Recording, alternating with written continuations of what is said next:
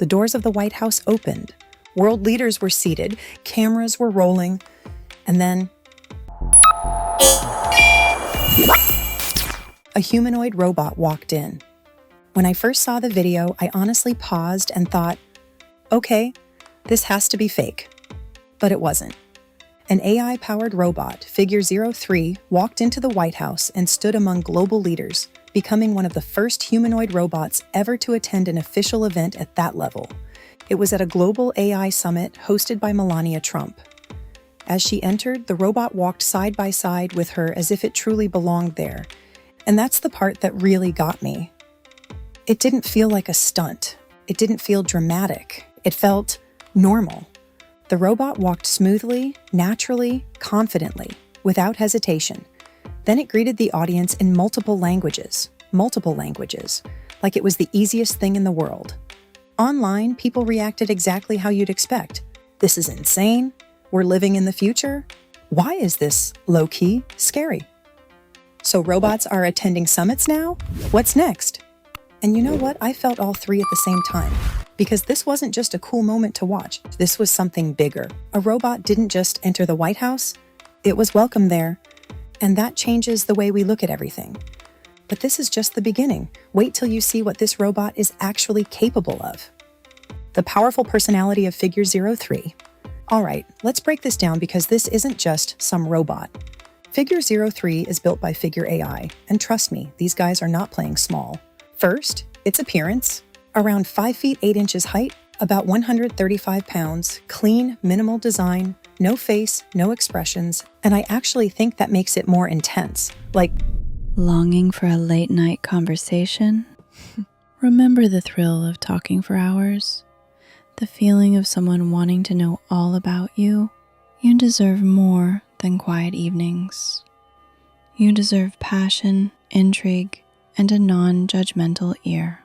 Nomi is the most emotionally intelligent AI, ready to explore whatever is on your mind and build a unique, intimate bond just between you two.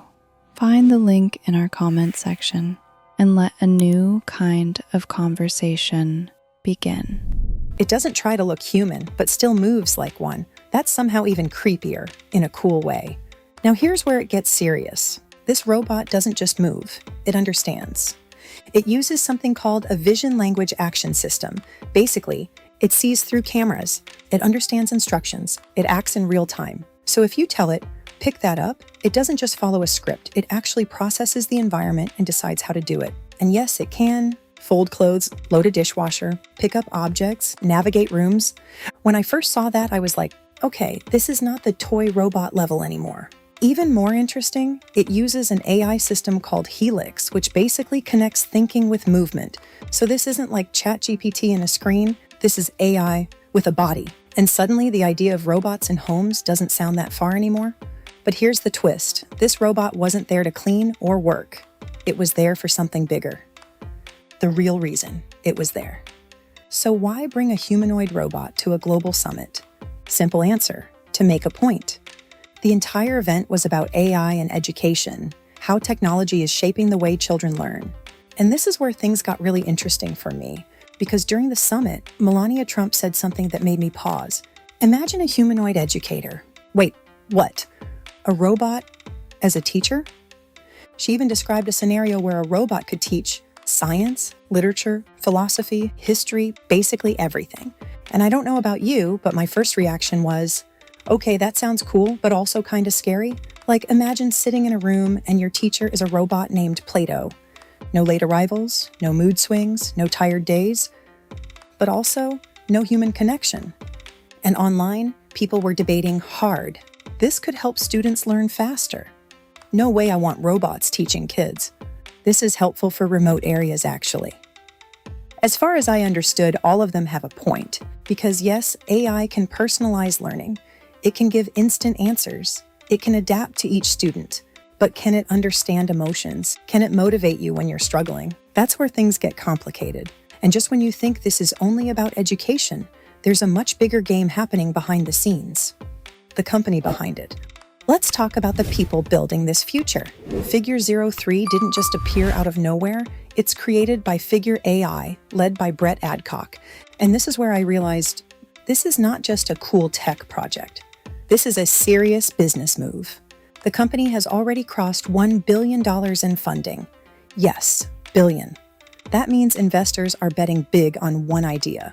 Robots are going to be part of everyday life, and not just in homes. We're talking about warehouses, factories, retail, logistics, basically everywhere humans currently work. And when I read that, I had this moment like, longing for a late night conversation?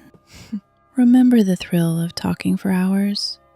The feeling of someone wanting to know all about you? You deserve more than quiet evenings. You deserve passion, intrigue, and a non-judgmental ear. Nomi is the most emotionally intelligent AI, ready to explore whatever is on your mind and build a unique, intimate bond just between you two. Find the link in our comment section and let a new kind of conversation begin. okay, this is bigger than I thought. Because the goal isn't just to build robots. The goal is to solve labor shortages and reduce costs, which sounds great from a business perspective. But from a human perspective, it raises questions. Like, if robots start doing most physical jobs, then what happens to people? And I noticed something interesting in public reactions. Some people were excited. Finally, easier life. Others were worried. We're getting replaced. And honestly, both reactions make sense because this isn't just technology. This is a shift in how society works. And here's the reality check. Not everything about this is ready yet. The truth, limitations, and concerns. Now, before we get carried away thinking robots are about to take over everything, let's slow down for a second. Because even though Figure 03 looked impressive, it's not perfect, not even close.